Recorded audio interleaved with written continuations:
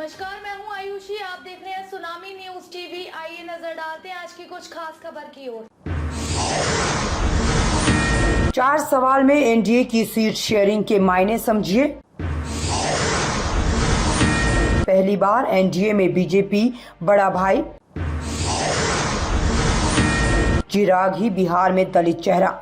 बिहार में चुनावी अखाड़े का पहला राउंड एनडीए ने जीत लिया है। पिछले एक महीने से एनडीए और महागठबंधन में जारी माथापच्ची के बीच एनडीए ने सहयोगियों की आपसी सहमति से न केवल सीट शेयरिंग की घोषणा की है, बल्कि कौन सी पार्टी किस लोकसभा से चुनाव लड़ेगी इसकी भी घोषणा कर दी गई है। दूसरी तरफ महागठबंधन में अभी भी मंथन का दौर जारी है। एनडीए की सीट शेयरिंग से इस बार बीजेपी का मैसेज साफ है कि बिहार में अब सत्ताधारी गठबंधन का बड़ा भाई बीजेपी ही है। यही कारण है कि 2019 के चुनाव में भले बीजेपी और जेडीयू बराबर सीटों पर लड़ रही, लेकिन इसके लिए बीजेपी को अपनी 5 सीटों वाल्मीकिनगर, झंझारपुर, सिवान, गोपालगंज और गया की आहुति देनी पड़ी थी। इस बार जेडीयू बीजेपी के मुकाबले न केवल एक सीट कम लड़ रही, बल्कि उन्हें अपनी 2 विनिंग सीटें कराकाट और गया की कुर्बानी देनी पड़ी।